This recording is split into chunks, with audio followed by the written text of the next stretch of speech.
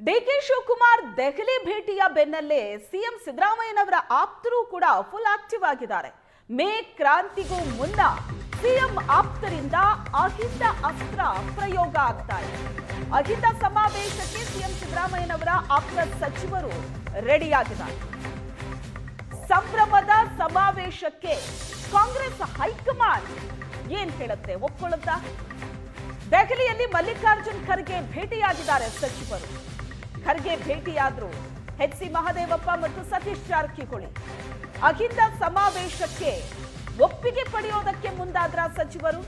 ದೆಹಲಿಯಲ್ಲಿ ಮಲ್ಲಿಕಾರ್ಜುನ್ ಖರ್ಗೆ ಅವರನ್ನ ಭೇಟಿಯಾಗಿದ್ದಾರೆ. ಹಾಗಾದ್ರೆ ಈ ಅಹಿಂದ ಸಮಾವೇಶಕ್ಕೆ ಒಪ್ಪಿಗೆ ಪಡೆಯೋದಕ್ಕೆ ಅಂತಲೇ ನಡೀತಾ ಈ ಭೇಟಿ. ವರಿಷ್ಠರ ಮನವೊಲಿಸೋದಕ್ಕೆ ಬಂದಿದ್ಯಾ ಅಹಿಂದ ಮಂತ್ರಿಗಳ ದಂಡ್? ಮೇ ತಿಂಗಳಲ್ಲಿ ಅಹಿಂದ ಸಮಾವೇಶ ನಡೆಸೋದಕ್ಕೆ ನಾಯಕರು ಪ್ಲಾನ್ ಮಾಡಿದ್ದಾರೆ.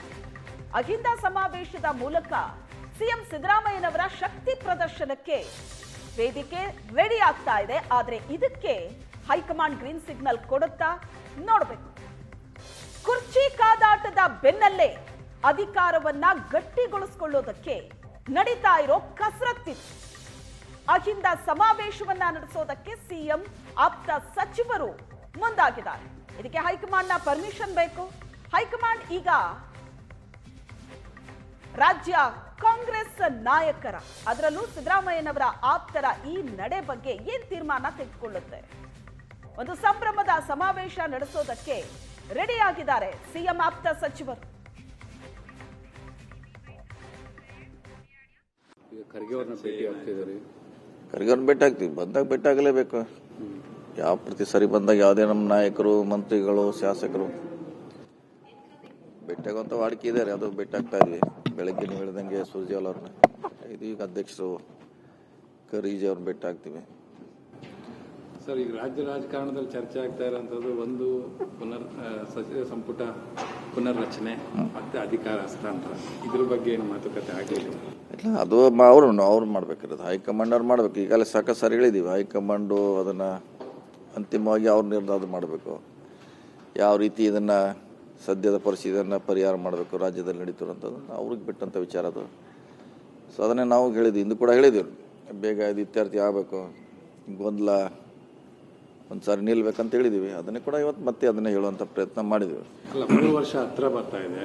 ಎಲ್ಲರೂ ಕೂಡ ಒಂದು ಇದು ಕೇಳ್ತಾ ಇದ್ದಾರೆ, ಸಂಪುಟ ಪುನರ್ರಚನೆ, ಇನ್ನೊಂದು ಕಡೆ ಸಿಎಂ ಆಗಬೇಕು ಅನ್ನೋಂಥದ್ದು. ಇದು ಎಲ್ಲ ಸಂಪುಟ ಏನಿದೆ ಗೊತ್ತಿಲ್ಲ, ಹೇಳಿದ್ವಿ. ಅದು ಮಾಡಲೇಬೇಕು, ಅವ್ರು ಮಾಡ್ತು ಅಂತ ಹೇಳಿದ್ದಾರೆ. ಈಗಾಗಲೇ ಬಹುಶಃ ಮಾಡ್ಬೋದು, ಸೂಕ್ತ ಸಮಯದಲ್ಲಿ ಮಾಡ್ಬೋದು. ಸಂಪುಟ ವಿಸ್ತರಣೆ ಅಥವಾ ಹೊಸದಾಗಿ ಮಾಡ್ಬೋದು. ಆದರೆ ಮಿಕ್ಕಿದೆಲ್ಲ ಅವರೇ ನಿರ್ಧಾರ ಮಾಡಬೇಕು. ಈ ಬಗ್ಗೆ ಹೆಚ್ಚಿನ ಡೀಟೇಲ್ಸ್ ಅನ್ನ ಕೊಡ್ತಾರೆ ದೆಹಲಿಯಿಂದ ನಮ್ಮ ಪ್ರತಿನಿಧಿ ಮಂಜುನಾಥ್ ಸಂಪರ್ಕದಲ್ಲಿದ್ದಾರೆ. ಮಂಜುನಾಥ್, ಅಹಿಂದ ಸಮಾವೇಶ ನಡೆಸೋದಕ್ಕೆ ಸಿಎಂ ಆಪ್ತ ಸಚಿವರು ಈ ಕಡೆ ತಯಾರಿ ನಡೆಸಿದ್ದಾರೆ. ಆದ್ರೆ ಇದಕ್ಕೆ ಹೈಕಮಾಂಡ್ ಒಪ್ಪಿಗೆಯನ್ನ ಕೊಡುತ್ತೆ? ಯಾಕಂದ್ರೆ ಡಿಕೆ ಶಿವಕುಮಾರ್ ಕೂಡ ಮತ್ತೊಂದು ಸುತ್ತಿನ ಪ್ರಯತ್ನ ಈಗ ಆರಂಭಿಸಿದ್ದಾರೆ. ಶ್ವೇತಾ, ಇದೊಂದು ಪ್ರಶ್ನಾರ್ಥಕ ಚಿಹ್ನೆ ಇದೆ. ಯಾಕಂತಂದ್ರೆ ಕಳೆದ ಬಾರಿ SC/ST ಸಮಾವೇಶಕ್ಕೂ ಕೂಡ ಹೈಕಮಾಂಡ್ ಕೊನೆ ಸಂದರ್ಭದಲ್ಲಿ ರೆಡ್ ಫ್ಲಾಗ್ ತೋರಿಸಿತ್ತು. ಮಾಡುವಂತದ್ದು ಸರಿಯಲ್ಲ, ಇದು ಬೇರೆದ್ದೇ ಆಗತ್ತೆ, ಏನೇ ಮಾಡಿದ್ರು ಕೂಡ ಅದು ಪಕ್ಷದ ವತಿಯಿಂದ ಆಗಬೇಕು ಅನ್ನುವಂಥದ್ದ ನಿಟ್ಟಿನಲ್ಲಿ ಒಂದು ಅಭಿಪ್ರಾಯವನ್ನ ವ್ಯಕ್ತಪಡಿಸಿ ಆ ಸಮಾರಂಭ ಆಗ್ಲಿಲ್ಲ. ಸೊ ಅದಾದ ನಂತರ ಈಗ ಅಹಿಂದ ಬೆಳ್ಳಿ ಸಮಾರಂಭ, ಅಂದ್ರೆ ಬೆಳ್ಳಿ ಮಹೋತ್ಸವ ಮಾಡ್ತಾ ಇರುವಂತದ್ದು. ಯಾಕಂದ್ರೆ ಆ ಸಂಘಟನೆ ಹುಟ್ಟಿ 25 ವರ್ಷ ಆಗಿದೆ ಅನ್ನುವಂತ ನಿಟ್ಟಿನಲ್ಲಿ ನಾವು ನಿಮ್ಮ ಜೊತೆ ಇದ್ದೇವೆ ಅನ್ನುವಂತ ತೋರಿಸುವಂತಹ ಕೆಲಸವನ್ನ ಮಾಡ್ಲಾಗ್ತಾ ಇದೆ. ಆದ್ರೆ ಇದ್ರ ಹಿಂದೆ ಇರೋರೆಲ್ಲರೂ ಕೂಡ, ಅಥವಾ ಈ ಸಂಘಟನೆ ಸಮಾರಂಭ ಮಾಡ್ತಾ ಇರೋರೆಲ್ಲರೂ ಕೂಡ ಸ್ಕ್ರೀನ್ ನಲ್ಲಿ ಕಾಣಿಸ್ತಾ ಇರುವಂತದ್ದು ಸಿದ್ದರಾಮಯ್ಯ ಅವರ ಆಪ್ತ ಬಳಗ. ಹಾಗಾಗಿ ಇದಕ್ಕೆ ಕೊಡುತ್ತಾ ಅನ್ನುವಂತ ಪ್ರಶ್ನೆ ಕೂಡ ಈಗ ಇರುವಂತದ್ದು. ಅದರಲ್ಲೂ ಕೂಡ 3 ವರ್ಷ ಆಗ್ತಾ ಇದೆ, ಸಂಪುಟ ಪುನರ್ರಚನೆ, ಅಧಿಕಾರ ಹಸ್ತಾಂತರ, ಈ ಎಲ್ಲಾ ಮಾತುಗಳು ಕೂಡ ಕೇಳಿ ಬರ್ತಾ ಇರುವಂತ ಸಂದರ್ಭದಲ್ಲಿ ಇಂಥದ್ದೊಂದು ಸಮಾರಂಭ ಮಾಡ್ಲಿಕ್ಕೆ ಅವಕಾಶ ಕೊಡುತ್ತಾ ಅನ್ನುವಂತ ಪ್ರಶ್ನೆ ಈಗ ಇದೆ. ಮಹದೇವಪ್ಪ ಅವರು ಮತ್ತೆ ಜಾರಕಿಹೊಳಿ ಅವರು ಕೂಡ ನಿನ್ನೆ ಖರ್ಗೆ ಅವರನ್ನ ಭೇಟಿ ಆಗಿದ್ದಾರೆ.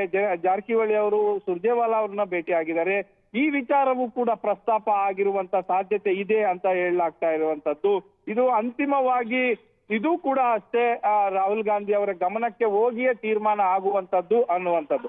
ಇದರ ಜೊತೆಗೆ ಇವತ್ತು KC ವೇಣುಗೋಪಾಲ್ ಇವತ್ತು ಮಧ್ಯಾಹ್ನದ ಮೇಲೆ ದೆಹಲಿಗೆ ಬರುವಂತ ಸಾಧ್ಯತೆ ಇದೆ. ಹಾಗಾಗಿ ಅವರ ಬಂದ ಬಳಿಕ ಅವರ ಬಳಿಯೂ ಕೂಡ ಈ ವಿಚಾರ ಚರ್ಚೆ ಆಗುತ್ತೆ. ಆ ಮೂಲಕ ಅವ್ರೇನಾದ್ರೂ ಅನುಮತಿ ಕೊಟ್ರೆ ಮಾಡಬಹುದೇನೋ ಅನ್ನುವಂಥದ್ದು ಕೇಳಿ ಬರ್ತಾ ಇರುವಂತ ಮಾಹಿತಿ. Shweta, thank you Manjunath.